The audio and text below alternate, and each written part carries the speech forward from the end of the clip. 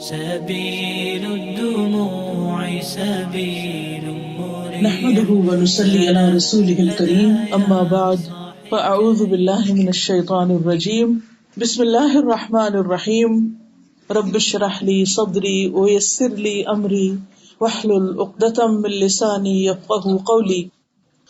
قرآن مجید میں اللہ سبحانہ وتعالیٰ کا ارشاد ہے، یا ایھا الذین آمنوا اجتنبوا کثیرا من الظن ان بعض الظن اثم ولا تجسسوا ولا يغتب بعضكم بعضا ایحب احدکم ان یأکل لحم اخیہ میتا فکرہتموہ واتقوا اللہ ان اللہ تواب الرحیم۔ شروع کرتی ہوں اللہ کے نام سے جو بے انتہا مہربان نہایت رحم فرمانے والا ہے۔ اے لوگو جو ایمان لائے ہو، بہت گمان سے بچو، یقیناً بعض گمان گناہ ہے، اور جاسوسی نہ کیا کرو، اور نہ تم میں سے کوئی دوسرے کی غیبت کرے۔ کیا تم میں سے کوئی یہ پسند کرتا ہے کہ اپنے بھائی کا گوشت کھائے جبکہ وہ مردہ ہو؟ سو تم اسے ناپسند کرتے ہو، اور اللہ سے ڈرو، یقیناً اللہ بہت توبہ قبول کرنے والا نہایت رحم فرمانے والا ہے۔ اس وقت میں نے آپ کے سامنے سورۃ الحجرات کی آیت نمبر 12 رکھی ہے۔ اللہ سبحانہ وتعالیٰ ایمان والوں سے خطاب کر رہے ہیں، یا ایھا الذین آمنوا، اے لوگوں جو ایمان لائے ہو۔ اللہ کا شکر ہے الحمدللہ کہ ہم سب ایمان والے ہیں، اللہ کو مانتے ہیں، اس کے رسولوں کو مانتے ہیں، کتابوں کو مانتے ہیں، آخرت کو مانتے ہیں، تقدیر کو مانتے ہیں۔ تو جو لوگ اللہ کو مانتے ہیں، اس کی کتاب پر ایمان رکھتے ہیں، اس کے رسول کو مانتے ہیں، ان کے لیے پھر لازم ہو جاتا ہے کہ وہ پھر اللہ کی بات بھی مانیں۔ اللہ کو ماننے کا مطلب ہی یہی ہے۔ کتاب کو ماننے کا مطلب کیا ہے کہ کتاب میں جو لکھا ہے اس کو مان لیں، اس کے مطابق عمل کریں۔ رسول کو ماننے کا مطلب کیا ہے کہ رسول اللہ صلی اللہ علیہ وسلم نے جو کچھ سکھایا ہے، جو کچھ بتایا ہے، اس کو مانیں اور اپنی زندگی کو اس کے مطابق کریں۔ کیونکہ یہ نہیں ہو سکتا کہ ہم ان پر ایمان بھی رکھیں اور پھر ان کے خلاف چلیں، یہ دو بالکل اپوزٹ چیزیں۔ تو جب اللہ تعالیٰ فرماتے ہیں یا ایھا الذین آمنوا، اے لوگوں جو ایمان لائے ہو، تو ہمیں بات توجہ سے سننی چاہیے کہ مجھ سے بات کی جا رہی ہے کیونکہ میں مومن ہوں۔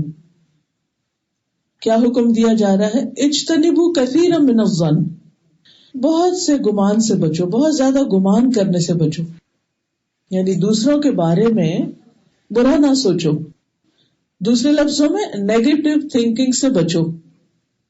صرف کسی کی ظاہری حالت کو دیکھ کر اس کے بارے میں خود سے ہی کچھ فیصلہ نہ کر لو، ججمنٹل نہ بنو، دوسروں کے لیے برا نہیں سوچو۔ ان بعض الظن اثم، کیونکہ بعض گمان جو ہوتے ہیں، بعض باتیں جو ہم سوچتے ہیں یا ہمارا جو امیجنیشن ہوتا ہے وہ حقیقت کے مطابق نہیں ہوتا۔ اور اگر ہم کسی کے بارے میں ایسی بات سوچ رہے ہیں جو اس میں ہے ہی نہیں، مثلاً کسی شخص نے چوری نہیں کی اور ہم اس کو چور سمجھ رہے ہیں، اگر میرا خیال ہے اسی نے چوری کی، مجھے یہی چور لگتا، یا کوئی شخص ہمیں آ کر کسی کی کوئی بات بتاتا ہے تو ہم فوراً کہہ دیتے ہیں اچھا یہ فلاں شخص ہوگا۔ مثلاً کوئی کہتا نا کہ کسی نے ایسا کیا تو ہم کہتے ہیں اچھا یہ کون ہوگا، وہ فلاں ہوگا، وہ ایسے لگتا ہے، حالانکہ ہمارے پاس کوئی دلیل نہیں کہ وہی ہوگا۔ تو اس لیے اس چیز سے بچنا چاہیے کہ جب تک کسی کے بارے میں کوئی یقینی بات نہ ہم دیکھیں، حتیٰ کہ بعض اوقات ایک چیز ہم دیکھ رہے ہوتے ہیں لیکن اس میں بھی کبھی ہمیں بھول لگ جاتی ہے، غلط فہمی ہو جاتی ہے، وہ چیز اس طرح نہیں ہم دیکھ رہے ہوتے جس طرح وہ ہوتی ہے، ہم اس طرح دیکھ رہے ہوتے جس طرح ہم دیکھنا چاہتے ہیں۔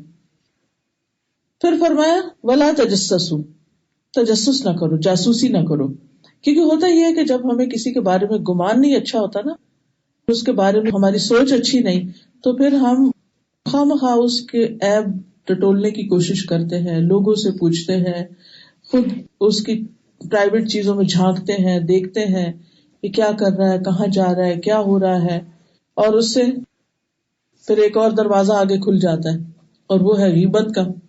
فرمایا وَلَا يَغْتَبْ بَعْضُكُمْ بَعْضًا، تم میں سے کوئی کسی کی غیبت نہ کرے، بیک بائٹنگ نہ کرے۔ تو بیک بائٹنگ شروع کہاں سے ہوئی؟ بیک بائٹنگ شروع ہوئی برے گمان سے، نیگیٹو تھنکنگ سے، پھر جاسوسی سے، پھر جو کسی کی چھوٹی موٹی کوئی چیز ہاتھ لگی پھر اس کو آگے بیان کرنے سے، بتانے سے، اور دوسری طرف سے بھی 2-4 باتیں اور اس میں جمع ہو جاتی ہیں اور اس طرح چیزیں بہت خرابی کو پہنچ جاتی ہیں. اور بعض اوقات ہنستے بستے کھیلتے گھر اجڑ کر رہ جاتے ہیں ایسی حرکتوں کی وجہ سے، کیونکہ شیطان کا ہر وقت یہی کام ہے کہ وہ انسانوں کے اندر بدگمانیاں پیدا کرے، آپس کے تعلقات خراب کرے. اب دیکھیے کہ آدم علیہ السلام اور ان کی بیوی حوا کو جنت سے کس نے نکلوایا تھا؟ شیطان نے. کیسے نکلوایا تھا؟ کیسے آیا تھا ان کے پاس؟ ان کے دل میں وسوسہ ڈالا تھا، یعنی برا گمان ڈالا تھا. اور پھر ایک دفعہ نہیں، بار بار بار بار بار بار، حتیٰ کہ جس درخت کا پھل کھانے سے اللہ نے منع کیا تھا وہ ان کو اس کے پاس لے ہی گیا. اور یہ کیا تھی؟ اللہ تعالیٰ فرماتے فَأَزَلَّهُمَ الشَّيْطَانُ، شیطان نے انہیں پھسلا دیا. یہ ان کی ایک سلپ تھی، they slipped away، پھسل گئے.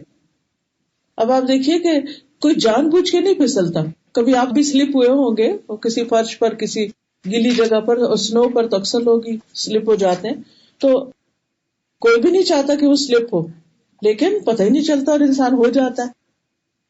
تو ایسی صورت میں بھی آپ دیکھیے کہ اگر ہماری سوچ ٹھیک نہیں اور ہم اس طرح سلپ ہو رہے ہیں اور ہم کسی کے بارے میں بری بات سوچ رہے ہیں یا کر رہے ہیں، تو یہ اصل میں شیطانی کوشش ہوتی ہے اور ہم اس کے ٹریپ میں آ جاتے ہیں، اور پھر وہ ہم سے ایسی ایسی باتیں کروا دیتا ہے کہ جس سے ہمارے کیے کرائے پہ پانی پھر جاتا ہے، سارے اعمال برباد ہو کر رہ جاتے ہیں. تو آپ دیکھیں کہ ایک سلپ کی وجہ سے آدم علیہ السلام کو وہاں سے نکال دیا گیا. اللہ تعالیٰ ناراض ہو گیا اور ان کے کپڑے اتروا دیے گئے، ان سے جنت کا لباس لے لیا گیا. وہاں رکھا تو انہیں ٹیمپریریلی گیا تھا، انہیں آنا تو زمین پر ہی تھا، لیکن ایک تھا کہ وہ پورے ایک آنر وقار کے ساتھ دنیا میں آتے، وہ اپنا ٹائم پیریڈ پورا کرتے اور اس میں وہ پھر عزت اور وقار کے ساتھ دنیا میں آتے. اور ایک یہ ہے کہ وہاں سے نکال دیے جاتے. یہ بالکل ایسا ہے کہ جیسے آپ یہاں کینیڈا میں رہتے ہیں اور آپ اپنی چوائس کے ساتھ، مرضی کے ساتھ اپنے بیک ہوم پاکستان یا انڈیا جہاں سے بھی آپ ہیں اس کو آپ وزٹ کرتے ہیں. تو جب آپ اپنی خوشی سے جاتے ہیں تو خوشی خوشی تیاری بھی کرتے ہیں جانے کی، پھر وہاں بھی آپ کا استقبال ہوتا ہے، سب آپ کو دیکھ کر بھی خوش ہوتے ہیں. اور ایک یہ ہے کہ کسی کو ڈپورٹ کر دیا جائے. اور جب کسی کو ڈپورٹ کیا جاتا ہے تو وہ جانا کیسا ہوتا ہے؟ اس میں جانے والے کے لیے بھی پریشانی، بھیجنے والوں کے لیے بھی، آگے ریسیو کرنے والوں کے لیے بھی پریشانی. تو جنت سے شیطان نے اپنے ٹریپ میں پھانس کر ان کو اللہ سبحانہ تعالیٰ کی ناراضگی کا کام کروا لیا، اور پھر ایک طرح سے وہ وہاں سے ڈپورٹ کر دیے گئے. اور یہ ہمیں بتایا گیا کہ دیکھیں اگر دنیا میں تم شیطان کے رستے پہ چل پڑے تو وہ تمہیں جنت سے دور کر دے گا، اس کا راستہ تمہیں جنت کی طرف نہیں آنے دے گا. اس لیے ہمیں یہ زندگی بہت سوچ سمجھ کر اور بہت کیئرفلی گزارنی. کسی نے خوب کہا تھا کہ جس شخص کی 2 چیزیں ٹھیک دیکھو سمجھو اس کے باقی معاملے اس سے بھی بہتر ہیں.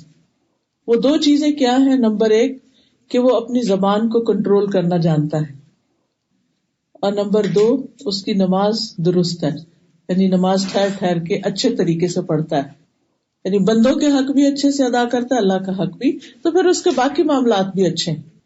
لیکن اگر کوئی شخص اپنی زبان پہ قابو نہیں رکھ سکتا، خاص طور پر غصے کے وقت، اور اپنی نماز پڑھنے کے وقت اس کا توجہ نہیں ہوتی نماز میں، اور وقت کی پابندی نہیں کرتا، کبھی پڑھتا ہے کبھی نہیں پڑھتا، تو جس کی نماز درست نہیں، جس کی زبان درست نہیں، اس کے باقی کام بھی درست نہیں ہو سکتے، اس میں اور بھی بہت سی خرابیاں ہیں. پھر تو یہ کسی بھی انسان، جسے کہتے ہیں نا ہمارے بلڈ کا اسپیسیمن لیتے ہیں اور اس سے پتہ کر لیتے ہیں کہ ہمارے اندر کون کون سی ڈیزیزز ہیں، تو اسی طرح یہ 2 چیزیں جو ہے اسپیسیمن ہے ہمارا، اور اس سے پتہ چل جاتا ہے کہ ہمارے اندر اور کون کون سی ڈیزیزز ہیں. اگر ہم نماز کے ٹائم کی پابندی نہیں کر سکتے، اس کا مطلب ہے کہ ہم باقی لائف میں بھی ٹائم میں پنکچوئل نہیں ہو سکتے. اور اسی طرح اگر ہم اپنے آپ پر کنٹرول نہیں کر سکتے، اپنے آپ کو ڈسپلن نہیں کر سکتے، خاص طور پر اپنی زبان کو، تو پھر باقی چیزوں میں بھی اپنی خواہشات کو ہم کنٹرول نہیں کر سکتے. اور زبان کو کنٹرول نہ کرنے میں ہی ایک چیز یہ آ جاتی ہے کہ انسان غیبت کا عادی ہو جاتا ہے، بیک بائٹنگ کا، دوسروں کے بارے میں بری باتیں کرنے کا. اور اس برائی کو کیا کہا گیا قرآن مجید میں؟ مردہ بھائی کا گوشت کھانا. فرمایا تم اسے ناپسند کرتے ہو، تم نہیں کھانا چاہتے، لیکن دوسرے کی پیٹھ پیچھے اس کی کمر نوچتے رہتے ہو اور اس کو ذلیل کرتے رہتے ہو. اور اللہ سے ڈرو، اللہ سے ڈرو، کیونکہ اللہ کا ڈر ہی ایسی چیز ہے جو انسان کو برائی سے روک سکتا ہے. یقیناً اللہ بہت توبہ قبول کرنے والا، نہایت رحم کرنے والا ہے. تو ہم لوگوں کی ایک بہت بڑی مشکل جس میں ہمیں شیطان پھنسا دیتا ہے وہ ہے غیبت. غیبت کا لفظ جو ہے نا یہ غیب سے نکلا ہے. غیب کہتے ہیں کسی چیز کا آنکھوں سے اوجھل ہونا، پوشیدہ ہونا، چھپا ہوا ہونا. یعنی کسی سے چھپ کر، کسی کے پیٹھ پیچھے کہ وہ دیکھ نہیں رہا، وہ سن نہیں رہا، اس کی غیر موجودگی میں اس کی برائی کرنا. یعنی دو لوگ بیٹھے ہیں اور تیسرا بیچ میں نہیں ہے تو اس کی برائیاں شروع کر دینا، چاہے وہ ہمارا کوئی رشتہ دار ہو یا دوست ہو یا جان پہچان کا کوئی بھی ہو. تو کسی کے پیٹھ پیچھے کسی کی غیر موجودگی میں اس کی برائی کرنا اور کسی کے کان بھرنا اس کے خلاف، یہی تو غیبت ہے. اور جب کان بھرے جاتے ہیں تو پھر وہ چغلی ہو جاتا ہے، اور جب جس کے بھرے جاتے ہیں اس کا دماغ پھر جاتا ہے، وہ اور زیادہ خرابیاں کرنا شروع کر دیتا ہے. ابو ہریرہ رضی اللہ عنہ سے روایت ہے کہ رسول اللہ صلی اللہ علیہ وسلم نے فرمایا، کیا تم جانتے ہو کہ غیبت کیا ہے؟ صحابہ نے عرض کیا، اللہ اور اس کا رسول ہی زیادہ بہتر جانتے ہیں. آپ نے فرمایا، تم اپنے بھائی کے اس عیب کو ذکر کرو جس کے ذکر کو وہ ناپسند کرتا ہو. یعنی کسی کی وہ بات کرو جو اسے پسند نہیں. یعنی جو ہم مثلا اپنے بارے میں سنیں اور ہمیں وہ اچھی نہ لگے، ویسی کسی کی اور کی بات مت کرو. آپ سے پوچھا گیا کہ اگر وہ بات اس شخص کے اندر ہے اور ایک حقیقت ہے، وہ واقعی برا ہے، تو کیا پھر بھی غیبت ہوگی؟ تو آپ نے فرمایا، اگر وہ عیب ہے اور جو تم کہہ رہے ہو وہ سچ ہے تو یہی تو غیبت ہے، اور اگر وہ عیب نہیں تو وہ تو پھر بہتان ہے، اس سے بھی بڑا. تو اس سے آپ اندازہ لگائیں کہ غیبت کا پھر معنی کیا ہے اور اس کا کرنا کتنا برا ہے. گویا دوسرے لفظوں میں کسی شخص کا حقیقی عیب، کسی کی کمی، کوتاہی، برائی، غلطی، اس کا ذکر کرنا ہی دراصل غیبت ہے. وہ بات جو ہم اس کے منہ پر نہ کہیں. کچھ لوگ تو اتنے ڈھیٹ ہوتے ہیں، وہ کہتے ہیں ہم تو منہ پہ بھی کہہ دیں گے، آپ تو پھر بے حد بد لحاظ ہیں اور بہت ہی بدتمیز ہیں کہ آپ دوسروں کے منہ پر ان کو ذلیل کر رہے ہیں. اگر پیچھے سے برائی کرنا منع ہے تو سامنے کرنا کہاں جائز ہے کہ آپ تانے دیں. اسی کے بارے میں قرآن مجید میں آتا ہے، وَيْلٌ لِّكُلِّ هُمَزَةٍ لُمَزَةٍ، ہلاکت ہے، بربادی ہے ہر اس شخص کے لیے جو منہ در منہ بھی تانے دیتا ہے اور پیٹھ پیچھے بھی برائی کرتا ہے. یعنی سامنے بھی کرتا ہے، پیچھے بھی کرتا ہے. تو کسی کے منہ پہ اس کی برائی کرنے سے وہ برائی کرنا حلال نہیں ہو جاتا، جائز نہیں ہو جاتا. معاذ بن جبل سے روایت ہے کہ صحابہ نے رسول اللہ صلی اللہ علیہ وسلم کے پاس آ کر ایک ایسے شخص کا ذکر کیا اور کہا، جب تک اسے کھلایا نہ جائے وہ کھاتا نہیں، جب تک اسے سوار نہ کیا جائے وہ سوار نہیں ہوتا. تو نبی صلی اللہ علیہ وسلم نے فرمایا، تم نے اس شخص کی غیبت کی ہے. صحابہ نے کہا، اللہ کے رسول، ہم نے تو وہی کہا جو اس میں ہے. آپ نے فرمایا، تمہارے لیے یہی کافی ہے کہ تم اپنے بھائی کے اس عیب کا ذکر کرو جو اس میں ہے. یعنی ہے اس میں یہ کمیاں کوتاہیاں، مجھے آ کے بتانے کی کیا ضرورت ہے. ہمارا حال یہ ہے کہ جب ہم کسی کے اندر کچھ بھی دیکھتے ہیں نا تو ہمیں چین نہیں آتا جب تک ہم اس کا کسی اور سے تذکرہ نہ کر چکے. اور کس میں غلطیاں نہیں، کس میں عیب نہیں، کس میں کمی نہیں، کوتاہی نہیں، کون پاک ہے، کون معصوم فرشتہ ہے کوئی بھی نہیں. ہم سب غلطیاں کرنے والے، ہم سب کے اندر ویکنیسز ہیں. ہمیں کسی کی ویکنیس تو نظر آتی ہے، اپنی کیوں نہیں نظر آتی؟ اگر ہمیں اپنی نظر آتی رہے نا غلطیاں تو ہم دوسروں کی بھول جائیں. دوسروں کی اس وقت زیادہ نظر آتی ہیں جب ہم اپنی غلطیوں سے غافل ہوتے ہیں، اپنے اوپر توجہ نہیں کرتے. تو ہر وقت ہم آس پاس دیکھتے رہتے ہیں یہاں کیا کمی وہاں کیا کوتاہی، اور انہی باتوں کو ذکر کرتے رہتے ہیں. اسی طرح کسی کی ذات کے متعلق بھی ایسی بات جو اسے پسند نہ ہو وہ بھی غیبت میں شمار ہوتی ہے، چاہے وہ اس کی جسمانی حالت ہو، چاہے اس کے دین کے بارے میں ہو، چاہے اس کی دنیا کے بارے میں ہو، اس کی کسی بناوٹ کے بارے میں، اس کے اخلاق کے بارے میں، اس کے مال کے بارے میں، اس کی اولاد کے بارے میں، اس کے والدین کے بارے میں، اس کی بیوی یا بچوں کے بارے میں، یا اس کے سرونٹس کے بارے میں، یا اس کے غلاموں کے بارے میں، یا اس کے ڈریس کے بارے میں، یا اس کی چال اور ڈھال، موومنٹ، آنا جانا، یا اس کے چہرے کے جو تاثرات ہوتے ہیں اس کے بارے میں، یا اس کے گناہ کے بارے میں، یا کسی کے غصے کے بارے میں، یا اس کی خوشی کے بارے میں. کوئی بھی ایسی چیز جو کسی سے متعلق اس طرح تعلق رکھتی ہو کہ جس میں اس کا عیب بیان ہو رہا ہو، یعنی وہ بات اس کے سامنے آپ کرے تو اس کو اچھی نہ لگے، ان باتوں کا ذکر کرنا جو ہے یہی غیبت کہلاتا ہے. اسی طرح کسی کی نقل اتارنا، کسی کی چال کی نقل، کسی کے اشاروں کی، جیسچرز کی.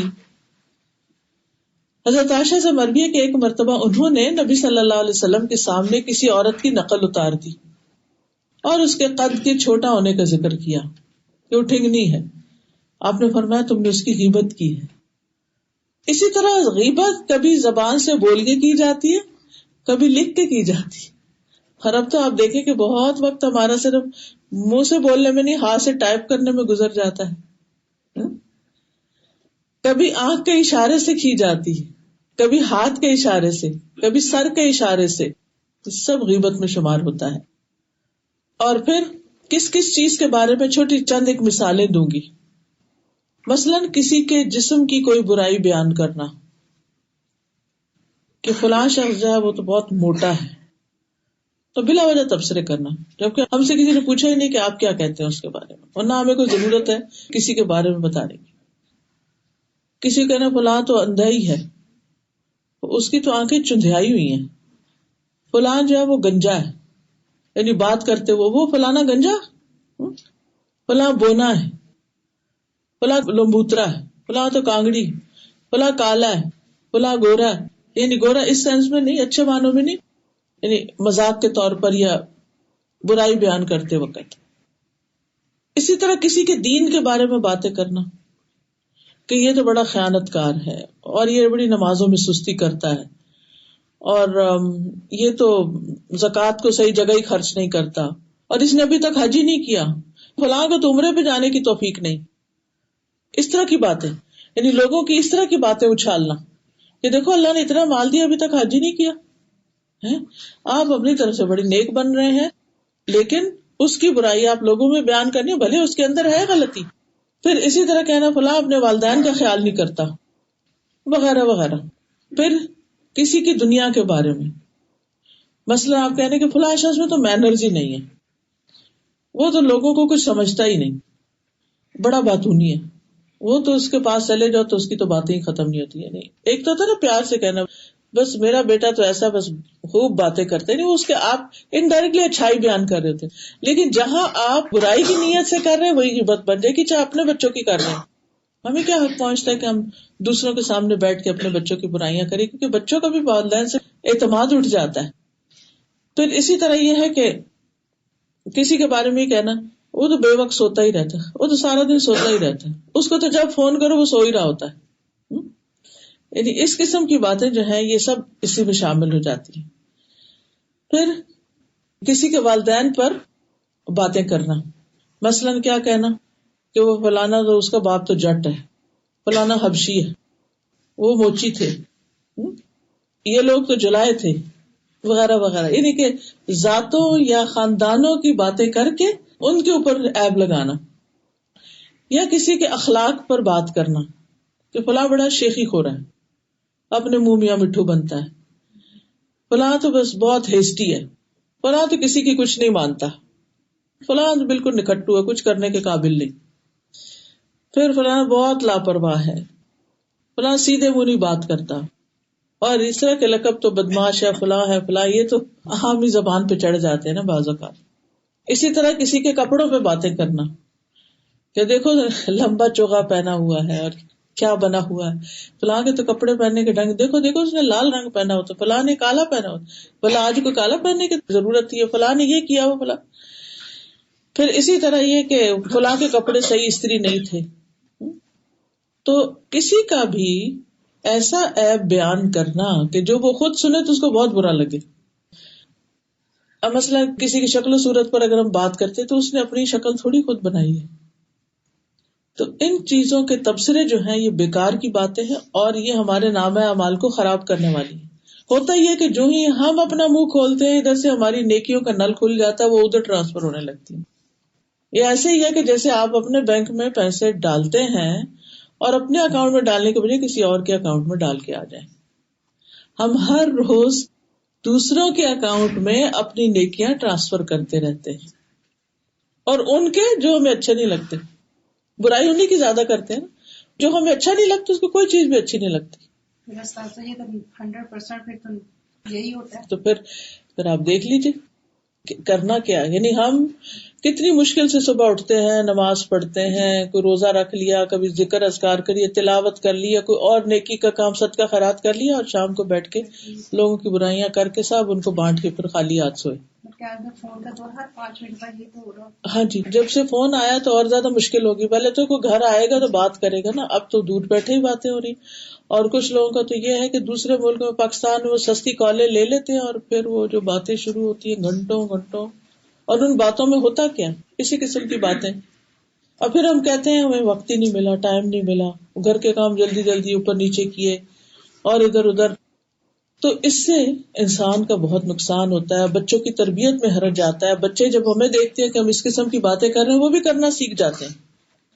قرآن مجید میں کسی برائی کے بارے میں اتنی سخت بات نہیں آئی کہ اس میں مردہ بھائی کا گوشت کھانا، جس طرح اس برائی کے بارے میں کہا گیا.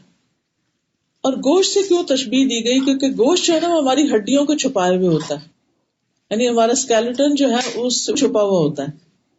تو غیبت کرنے والا بھی دراصل ایک طرح سے کہتا ہے نا کہ اس کی پیٹھ نوچتا ہے، یا پیچھے سے بیک اس کی جو ہے وہ نوچ رہا ہے، یعنی اس کا گوشت اتار رہا ہے.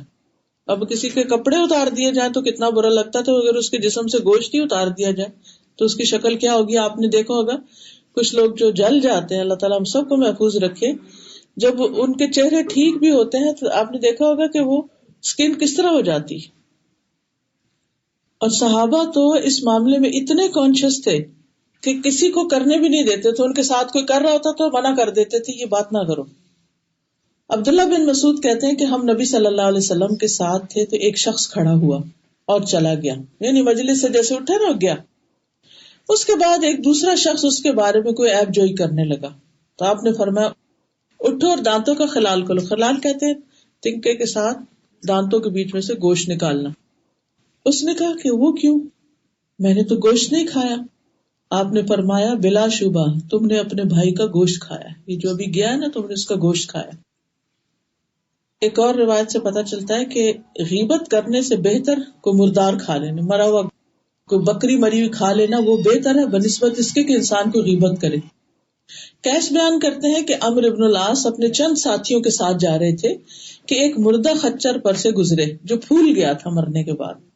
انہوں نے کہا اللہ کی قسم کوئی اس میں سے پیٹ بھر کے کھا لے، یہ اس سے بہتر ہے کہ کسی مسلمان کا گوشت کھائے، یعنی غیبت کرے کوئی کسی کی. کیونکہ غیبت کبیرہ گناہوں میں سے ہے کہ انسان مسلمان کی عزت کے بارے میں ناحق زبان درازی کرتا ہے. اور پھر آپ یہ بھی یاد رکھیں کہ ہر مسلمان کی عزت جو ہے اس کا احترام ہونا چاہیے. یہ نہیں کہ جو لوگ ہمارے فیوریٹ ہوں ان کا تو ہم دفاع کریں اور جو ہمیں پسند نہیں ان کی ہم برائیاں کرتے رہیں. ابو ہریرہ کہتے ہیں کہ رسول اللہ صلی اللہ علیہ وسلم نے فرمایا ایک مسلمان کی ہر چیز دوسرے مسلمان پہ حرام ہے، اس کا خون، اس کا مال اور اس کی عزت و آبرو. حضرت حسن کے اس قول کے صبح آدمی ایمان والا ہوگا، شام کو کافر، یا شام کو ایمان والا ہوگا اور صبح کافر.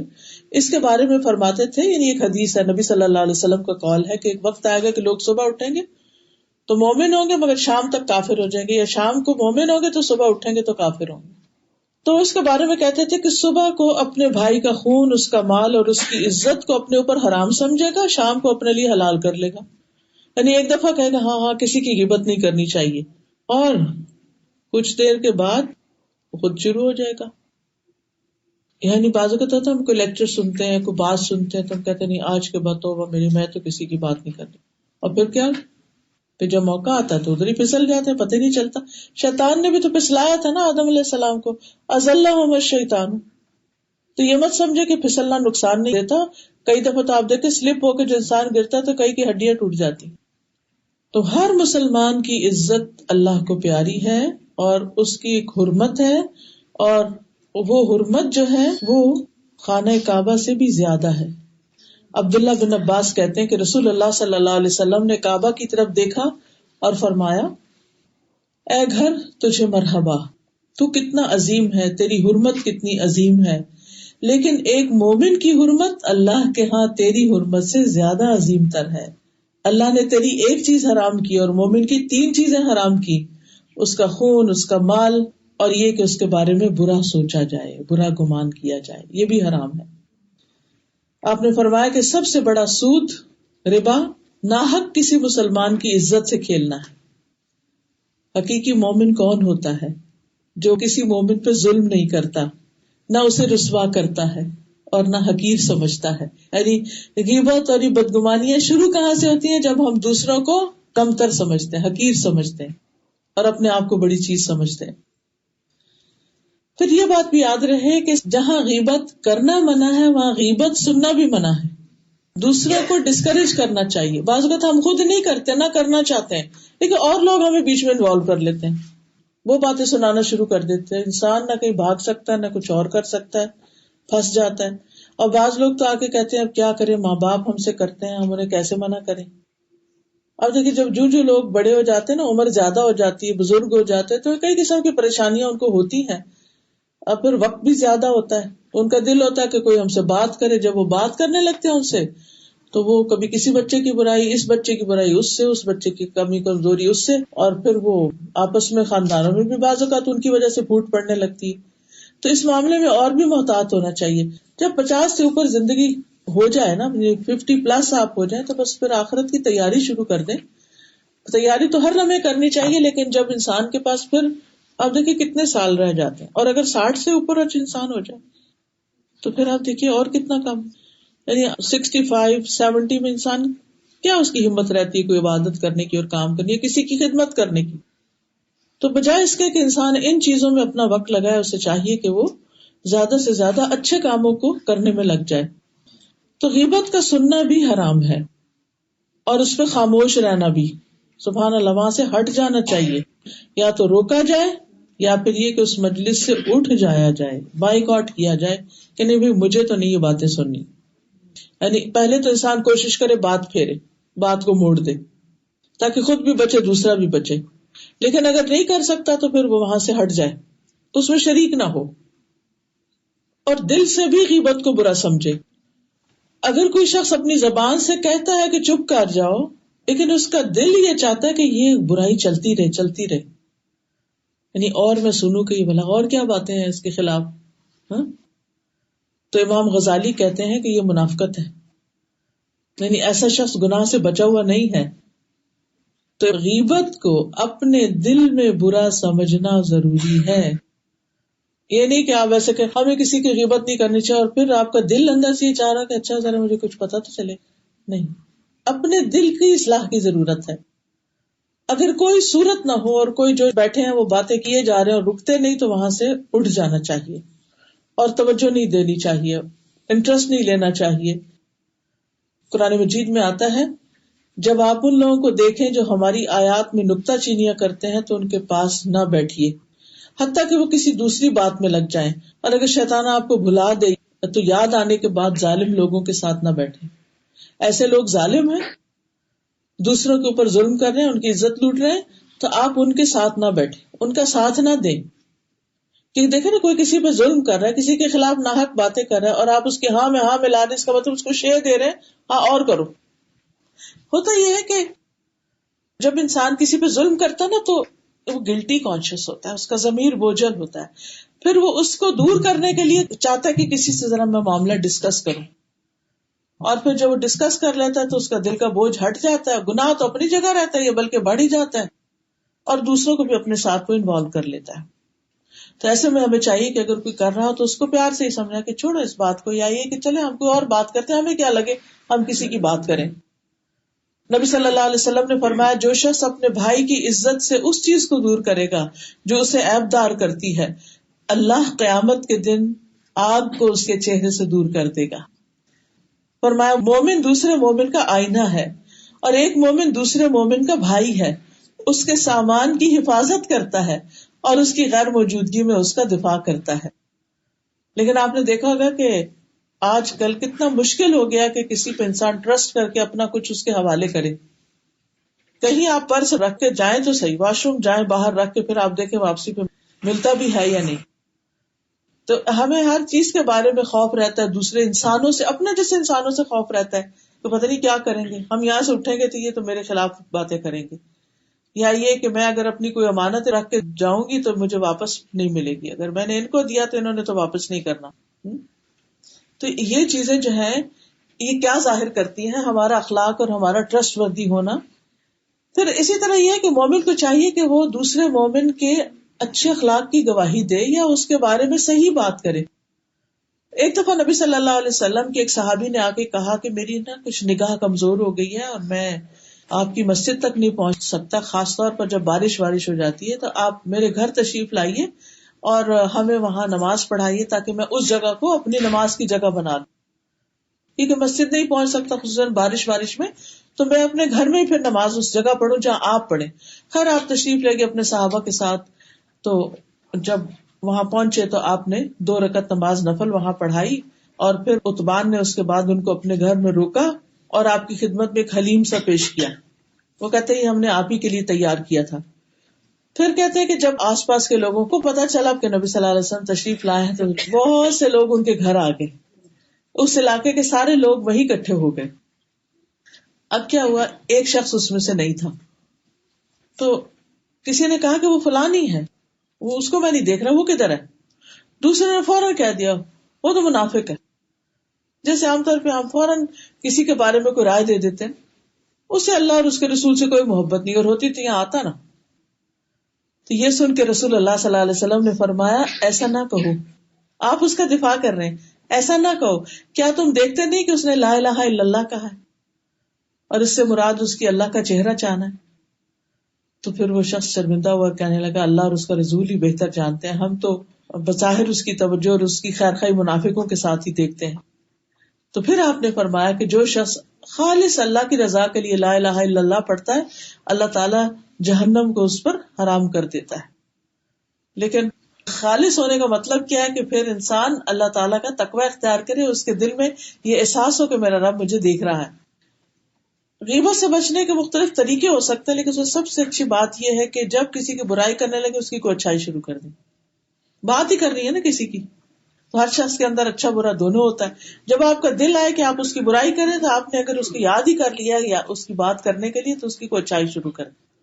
اپنے نفس میں تو بڑا بھاری ہوگا، بڑا کڑوا ہوگا، لیکن جب آپ کریں گے تو انشاءاللہ اس سے شفا بھی ہوگی اور اس مصیبت سے بچ جائیں گے. پھر اسی طرح کچھ صورتیں ایسی ہیں کہ جن میں کسی کی بات کرنی ہی پڑتی ہے. وہ کون سی صورتیں؟ ان میں سے نمبر 1 ظلم. اگر کسی پر ظلم ہو رہا ہو اور اس نے انصاف لینا ہے تو جس کے پاس وہ جائے گا، کیونکہ وہ خود تو اپنا معاملہ حل نہیں کر سکتا، تو جس کے پاس جائے گا اس کو اپنا واقعہ سنائے گا، تو یہ پھر مظلوم ہو گیا. یہ مظلوم جو ہے یہ ظلم کی داستان سنا سکتا ہے، پورے بازار میں کھڑے ہو کے نہیں، لیکن جو اس کا حل کرنے والا ہو، کوئی جج ہو، کوئی عدالت ہو، یا جہاں سے معاملات حل ہو سکتے ہوں. پھر اسی طرح اگر کوئی برائی کر رہا ہو تو اس برائی کو دور کرنے کے لیے انسان کسی سے اگر مدد طلب کرے.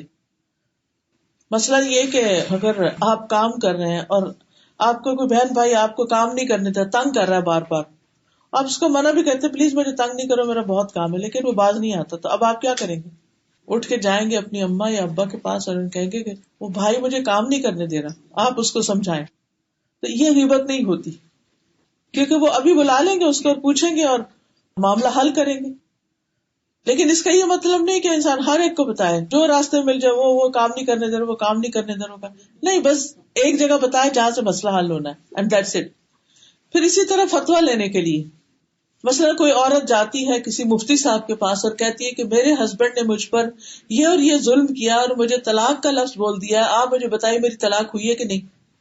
اب وہ یہ تو نہیں کہہ سکتی کہ میرے ہسبینڈ نے مجھے طلاق دی ہے، ہوئی ہے کہ نہیں ہو تو ہو ہی گئی. لیکن اگر وہ تھوڑی سی سچویشن بتائے کہ کیا ہوا تھا، بات کہاں سے شروع ہوئی، تو ان کو بھی مسئلہ سمجھ میں آئے گا کہ واقعی وہ سینسز میں تھا یا نہیں، وہ شراب پی کے بیٹھا ہوا تھا یا وہ کس حال میں تھا. تو اس سے اس سچویشن کو بتانے کے لیے اگر کوئی نریٹ کرتا ہے کسی کے ظلم کو تو اس میں کوئی حرج نہیں. پھر اسی طرح ایک دفعہ ابو سفیان کی بیوی ہند جو تھی، جب وہ مسلمان ہوئی تو انہوں نے نبی صلی اللہ علیہ وسلم سے ایک مسئلہ پوچھا اور کہا کہ میرا شوہر جو ہے وہ بخیل آدمی ہے، اسٹنجی، تو کیا اگر میں اس کو بتائے بغیر اس کے سامان میں سے کچھ مال میں سے لے لوں تو میرے لیے جائز ہے؟ تو آپ نے فرمایا کہ ہاں تم اپنی اور اپنے بچوں کی ضرورت کے لیے اس میں سے لے سکتی ہو، بنیادی ضرورتیں جو ہیں. اب آپ دیکھیے کہ اگر وہ خاتون یہ نہ بتاتی کہ ان پہ ظلم ہوا ہے تو پھر مسئلہ حل تو نہیں ہو سکتا. پھر اسی طرح یہ ہے کہ مسلمانوں کو کسی شر سے بچانے کے لیے کوئی شخص ایسا ہے کہ جو مسلمز کے خلاف پلاٹ کر رہا ہے، اب آپ کو پتہ چل جاتا ہے، اب آپ ڈر رہے ہیں کہ اگر میں نے یہ نہ بتایا لوگوں کو تو لوگ تو بے خبری میں مارے جائیں گے. تو کیا کرنا چاہیے؟ ایسی صورت میں اس شخص کے ظلم کی داستان یا اس کے ظلم کا جو طریقہ ہے وہ کسی اور کو جا کے بتا سکتے ہیں. اسی طرح شادی کاروبار کے مشورے کے وقت مثلا آپ نے استخارہ کیا، کوئی پروپوزل آیا ہوا ہے، تو اب آپ سوچتے ہیں کہ یہ ان کو کون جانتا ہے، پھر آپ دیکھتے ہیں اچھا فلاں جگہ فلاں شخص ہے نا وہ ان کے بارے میں علم رکھتا ہے، چلو اس سے پوچھ لیتے ہیں.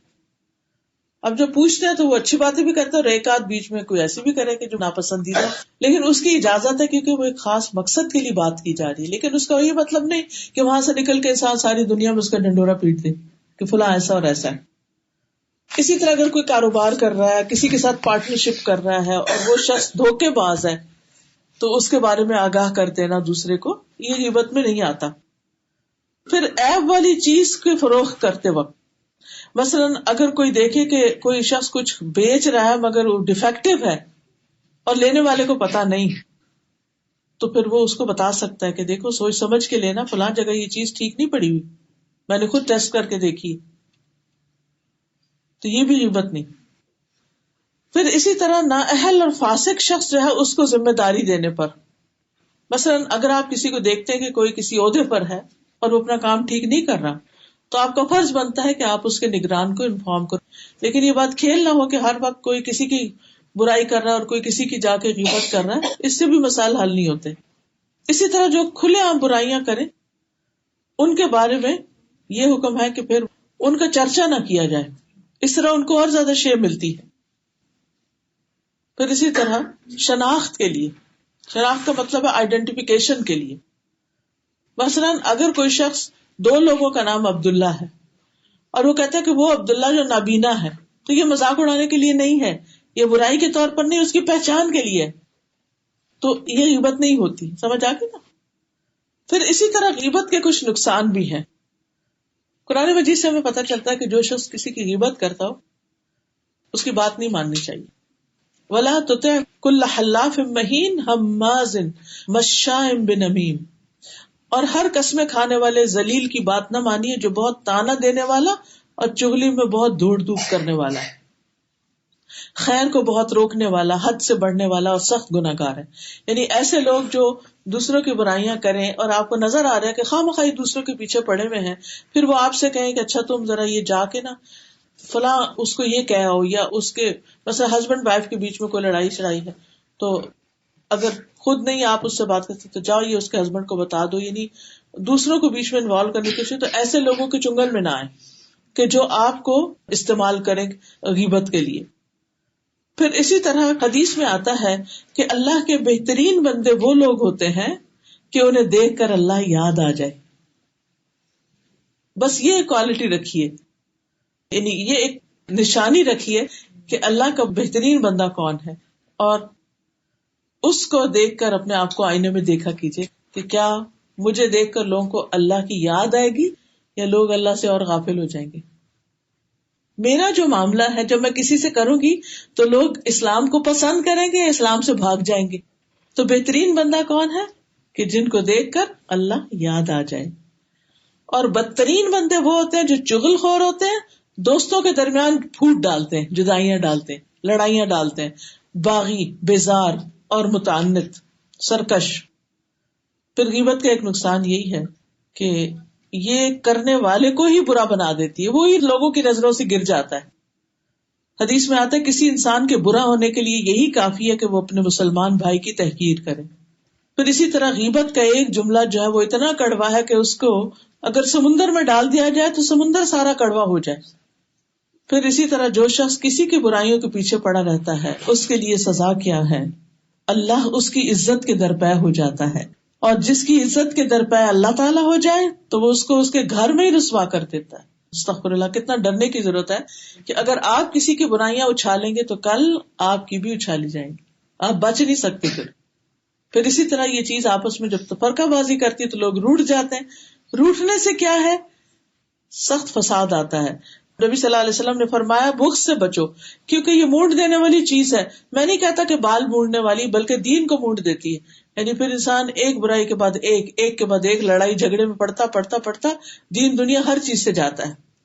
پھر قبر کا عذاب. حضرت ابوبکر کہتے کہ ایک مرتبہ میں نبی صلی اللہ علیہ وسلم کے ساتھ چل رہا تھا, آپ نے میرا ہاتھ پکڑا ہوا تھا, ایک اور آدمی بھی آپ کی دوسری طرف تھا, کہ اچانک ہمارے سامنے 2 قبریں آ گئی. آپ نے فرمایا ان دونوں مردوں کو عذاب ہو رہا ہے, کسی بڑے گناہ کی وجہ سے نہیں. تم میں سے کون میرے پاس ایک ٹہنی لے کے آئے گا؟ ہم پھر دوڑ پڑے اور ایک پہل کر گیا, ٹہنی لے کے نبی صلی اللہ علیہ وسلم کی خدمت میں حاضر ہو. آپ نے اس کو 2 حصوں میں تقسیم کیا, ہر قبر پر ایک ٹکڑا لگا دیا. فرمایا جب تک یہ دونوں سرسبز رہیں گے ان پر عذاب میں کمی ہوتی رہے گی, اور ان دونوں کو عذاب صرف پیشاب اور غیبت کے معاملے میں ہو رہا ہے. اور پھر ایسا شخص قیامت کے دن بالکل مفلس ہوگا, خالی ہاتھ ہوگا, اس کے نیک اعمال چٹ ہو چکے ہوں گے. اس کی مثال بھی قرآن پاک میں دی گئی ہے, اس باغ کی مثال جس کے بارے میں پھر آگے کچھ تفصیلات آتی ہیں.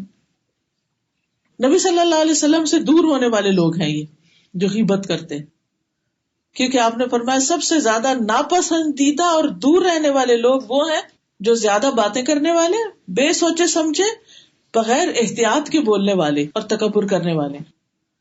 یہ تینوں چیزیں کتنی خطرناک ہیں. زیادہ باتیں کرنا, کیونکہ جتنی باتیں زیادہ ہوں گی اتنے گناہ زیادہ ہوں گے. بغیر احتیاط کے بولنا, سوچے سمجھے بغیر کہ اس بات کا اثر دوسرے پہ کیا پڑے گا, اور تکبر کرنے والے, اپنے آپ کو بڑی چیز سمجھنا اور دوسروں کو حقیر کرنا. اگر آپ دیکھیں تو تکبر میں بھی یہی چیز پائی جاتی ہے نا, کہ انسان اپنی باتیں بہت کرتا ہے. تکبر اور غیبت جو ہے یہ جنت میں داخلے سے رکاوٹ ہے. غیبت کا انجام جو ہے وہ بھی بڑا بھیانک ہے, خاص طور پر اگر کوئی جان بوجھ کے کسی کے اوپر حملہ آور ہو رہا تھا. نبی صلی اللہ علیہ وسلم نے فرمایا, جبریل علیہ السلام سے وہ روایت کرتے ہیں کہ معراج کے موقع پر دیکھا کہ کچھ لوگ اپنے چہرے اور سینے کھرچ رہے. میں نے کہا جبریل یہ کون ہے؟ فرمایا یہ وہ لوگ ہیں جو لوگوں کا گوشت کھاتے تھے اور ان کی عزت کے درپے رہتے تھے, یعنی انہیں دوسروں کی عزت کا پاس نہیں تھا. پھر اسی طرح جو لوگ مومن مردوں اور عورتوں کو اذیت دیں ان کی سزا بہت سخت بتائی گئی ہے احادیث میں. تو ہم سب کے لیے ضروری ہے کہ ہم غیبت سے توبہ کریں. توبہ کرنے میں یہ کہ اس گناہ کو چھوڑ دیں, پچھلے گناہوں پہ شرمندہ ہوں, اور پھر آئندہ گناہ نہ کرنے کا پکا ارادہ کر لیں. پھر جس کی غیبت ہو جائے اس سے معافی مانگ لی جائے, I'm sorry, میں آپ کو جانتی نہیں تھی, بس میں نے جلد بازی میں آپ کے بارے میں یہ کہہ دیا یا لکھ دیا, تو آپ مجھے معاف کر دیں.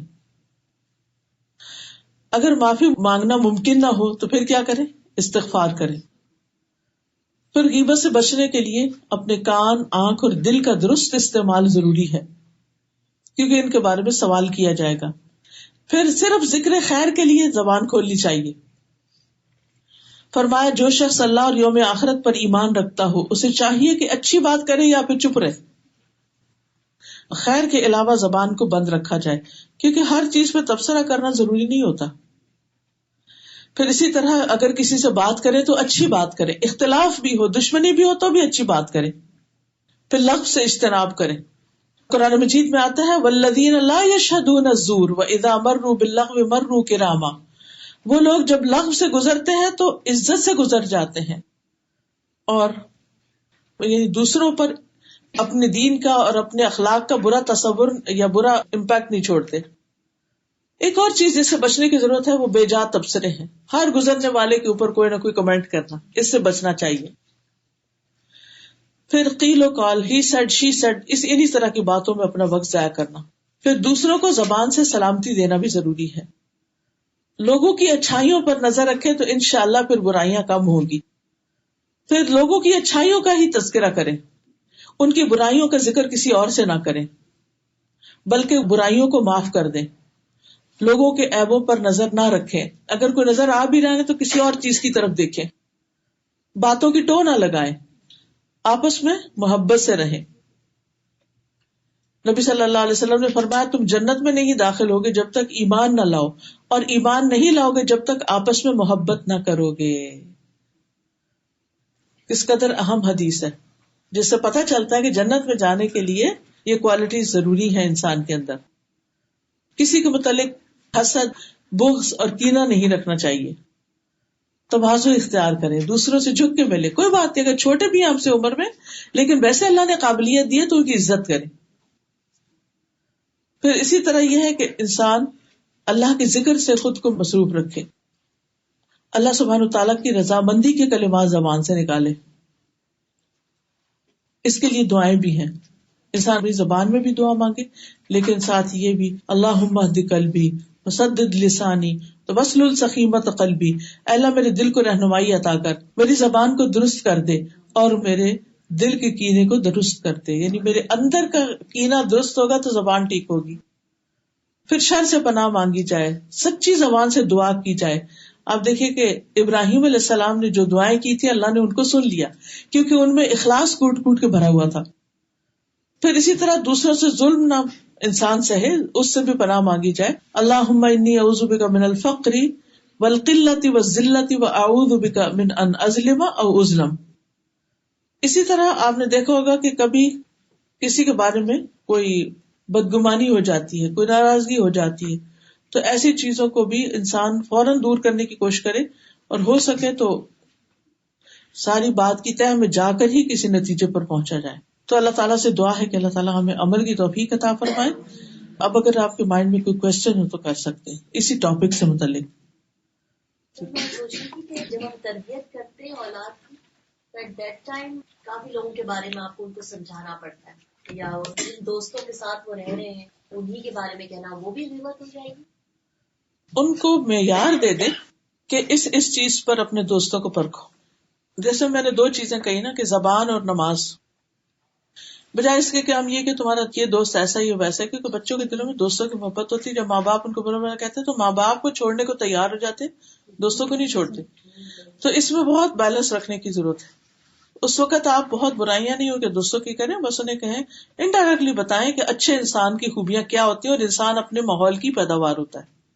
اس کی ایگزیکٹلی بات نہ نہیں ایگزیکٹلی نہیں بتائیں، نہیں ایگزیکٹلی نہیں کچھ کریں.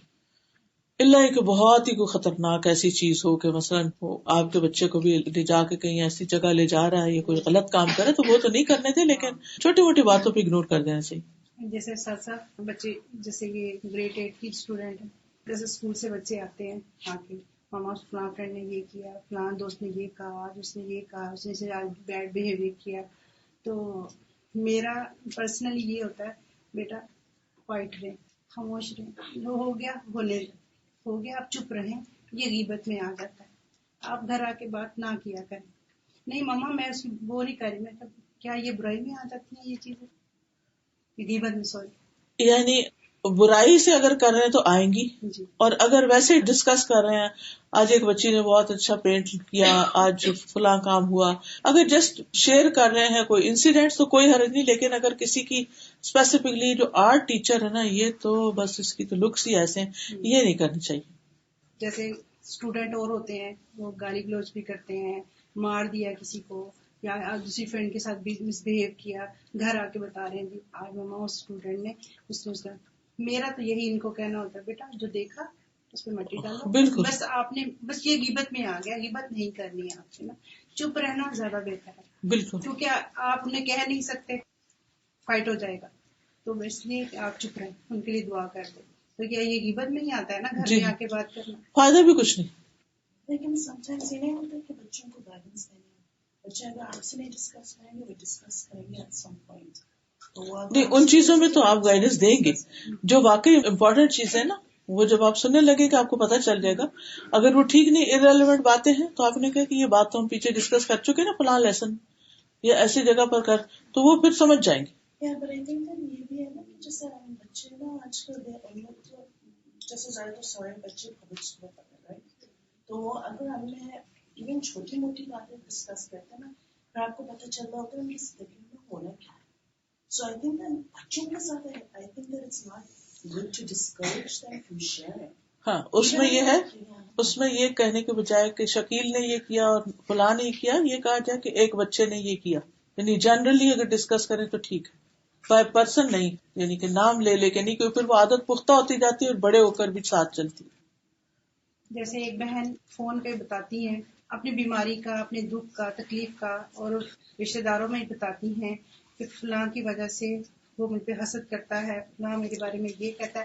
اگر ہم یہ اس کو جیسے ہم سن رہے ہیں، ہم اسے ایک دفعہ دو دفعہ ہم لوگ انہیں کہہ رہے ہیں کہ یہ غیبت میں آتا ہے، آپ نہیں کریں. بس اللہ پہ دھیان رکھیں، اللہ تعالیٰ آپ کو شفا نہیں، دے گا. اپنی بیماری کا بتانا تو غیبت نہیں، لیکن یہ کہنا فلاں حسد کرتا ہے، ہمارے پاس کیا دلیل ہے کہ واقعی وہ کرتا بھی ہے. تو پھر آپ ایک دفعہ سنا، دو دفعہ سنا، اب یہ وہ ایسا رشتہ ہے آپ اس سے چھوڑ بھی نہیں سکتے. نہیں چھوڑنا نہیں، لیکن آپ اس کو اچھی چیزیں کہیں. اچھا میں آپ کو بتاتی ہوں حسد کا علاج کیا ہے. جی. یا کنستین میں لکھا ہوا نا حسد اور نظر کا، تو آپ فوراً اس کی بات کاٹ کے آپ اسے کہیں کہ چلے میں اس کا علاج کرتے ہیں. ہاں، اور وہ مجھے پتا بھی ہے کہ وہ ہسٹری میں وہ اتنے سالوں سے بیمار ہے، اتنی تکلیف سے گزر رہی ہیں، اور وہ اتنی برداشت کر رہی ہیں. اب ان کی برداشت سے باہر وہ یہ کہیں گی میں سے تو اب برداشت نہیں ہوتا. انہیں کہے کہ میں آپ کو بتاتی ہوں ایک نسخہ کہ جس سے آپ کا دل مضبوط ہوگا. وہ یہ ہے کہ 7 دفعہ سورۃ فاتحہ پڑھیں اور اپنے دل پہ پھونکے، آپ کا دل مضبوط ہو جائے گا، تو برداشت آ جائے گی. الحمدللہ پڑھنے پڑھانے میں بھی ہیں اور صبر والی بھی بڑی ہیں، لیکن اتنی آپس میں کیونکہ ان کے پاس ایسے مطلب فیلنگ ہوتی ہے کہ وہ اٹیک آ رہے ہیں، کیونکہ یہ ریئل ہے. اور ابھی کیونکہ میں گھر سے یہ سوچ کے آئی تھی کہ اس بات کو میں کروں گی کیونکہ میرے کلوز ہیں بہت. دیکھیے ہم اپنے کلوز لوگوں کو جب تک اس دلدل سے نہیں نکالیں گے وہ پریشانیوں کا شکار ہی رہیں گے. ان کی سوچ بدلنے کی ضرورت ہے. اس کے اوپر صرف ہم ایک سنتے رہے تو اس سے تو مسئلہ نہیں حل ہوگا نا. پڑھائی کے بارے میں بھی ماشاءاللہ یہ بھی پڑھتی ہوں. دیکھیے کتنی کتابیں پڑھتی ہیں، روز کتنے پیج ریڈنگ کرتی ہیں، کوئی اچھی بکس. جی پڑھتی ہیں. نہیں قرآن پاک ناظرہ پڑھنا اور بات ہے، اسے کچھ سمجھ ہی نہیں آتی تو کیا پڑھا. جی میرے کا مطلب ہے کہ کوئی اچھی بکس، چاہے کوئی ہسٹری کی بک ہے، چاہے اسلامک ہسٹری ہے، یا ویسے اصل میں نا میں آپ کو بتاؤں مسئلہ کیا، بیسک تربیت ٹھیک نہیں. ایک اوپر سے ریلیجس ہو جانا اور بات ہوتی ہے، لیکن یہ کیا ریلیجس ہونا کہ آپ کسی کو معاف نہیں کر سکتے. ہمارے نبی نے تو ہمیں یہ سکھایا ہے کہ جو اگر ہمیں برا بھی کہے تو اس کے ساتھ بھی اچھا کرنا ہے، تبھی وہ اچھا ہوگا نا. اگر ہم ان کو بد دعائیں دیتے رہیں گے تو وہ کبھی اچھے نہیں ہوں گے، اور جب وہ اچھے نہیں ہوں گے تو ان کا وبال ہم پہ ہی پڑتا رہے گا. میں نے خود انہیں یہ ایگزامپل دی، میں نے کہا آپ دیکھو خاندان میں آپ کو پتہ چل رہا ہے، ہمارے بھی اختلافات رہتے ہیں. چلیے کوئی اور چیز فون کرتے ہیں. ایک چیز ہے کہ اگر ہمیں پتہ بھی چل جاتا ہے کہ ہمیں کوئی برا بھلا کہہ رہا ہے اور غلط کہہ رہا ہے، آپ ہمیں بتائیے کہ ہمیں کیا کرنا چاہیے. یا تو اس سے ختم کرنا چاہیے تعلق، یا اس سے بات کرنی چاہیے، کیا اس سے بات کر لینی چاہیے، اچھے طریقے سے بات کرنی چاہیے اور اختلافات کو ختم کر لینا چاہیے. اگر نہیں کرتے تو پھر بالکل کاٹنے کے بجائے منیمم کر لینا چاہیے، کم کر لینا چاہیے. اور اگلا وہ بندہ جو ہے ہمیں پتا ہو کہ وہ ایسا کوآپریٹ نہیں کرے گا جب ان سے بات کریں گے آپ، تو ٹھیک ہے. ایون دو یہ آپ کو بادر کریے بات، بٹ آپ you know that person very well and you know that person won't be accepted, تو اس میں آپ کیا کریں؟ یعنی اگر آپ سمجھتے ہیں کہ وہ تو سننے کو ہی تیار نہیں ہے کچھ، تو پھر آپ اگر کنارہ کشی کریں، کم کریں، اس تعلق کم کر لیں اپنا. کیونکہ دیکھیے 2 چیزیں ہوتی ہیں نا، ایک تو یہ کہ کوئی آپ کی بات سنے اور آپ کی بات سمجھے اور ساتھ مل کے چلے، وہ تو اچھا ایک انفلوئنس آپ پہ بھی اچھا اور آپ کا ان پہ بھی اچھا. لیکن اگر ایسی چیز نہیں ہے تو یعنی کہ اس تعلق میں تو خسارہ ہی ہے نا. جیسے لائک فرینڈس میں تو یہ ہو جائے گا، لیکن اگر فیملی ممبر تو فیملی ممبر سے بھی کوئی ضروری نہیں کہ ہر وقت ان کے ساتھ روز ملیں یا روز فون کریں یا باتیں کریں، کم کریں، تعلق رکھیں. جی ڈسٹینس آنا چاہیے. یہ پتہ کیا ہے، جب ہم ایک لائنز کراس کرتے ہیں نا تبھی یہ غیبتیں شروع ہوتی ہیں. ایک انجان بندے کے ساتھ تو غیبت نہیں ہوتی، وہ تو فارملی ملتا ہے نا. مثلا میں آپ کے ساتھ اگر بیٹھی ہوں اس وقت بات کری تو آپ مجھے تو کوئی کہانی نہیں سنانا شروع کریں گے فلاں نے میرے ساتھ ایسا کیا ایسا کیا. یہ ہوتا ہی وہاں ہے جہاں ہماری تھوڑی سی ایک دوسرے سے دوستی ہوتی ہے نا, تو پھر ہم ایک دوسرے کمفرٹیبل ہو جاتے ہیں, پھر ہم ایسی چیزیں سنانا شروع کر دیتے ہیں. تو اس تعلق کو ایسا ہونے نہ دے کہ جس میں کوئی, دیکھیں اس میں ایک جیسے پیسو اسموکر ہوتے ہیں نا, ایک شخص تو اسموک کر رہا ہے, وہ تو وینٹ آؤٹ کر ہی رہا ہے دھواں, اور اس کو تو نقصان پہنچ ہی رہا ہے, لیکن وہ جو دھواں آپ سونگ رہے ہیں نا وہ آپ کو بھی بہت نقصان دے رہے ہیں. تو پیسو اسموکر بننے کی بجائے آپ اس مجلس سے ہٹ جائیں, یعنی کسی اور مصروفیت کریں, کوئی اور کام کریں, کچھ اور لوگوں سے ملیں, اچھے دوستوں سے ملیں, اچھی باتوں پہ ملیں.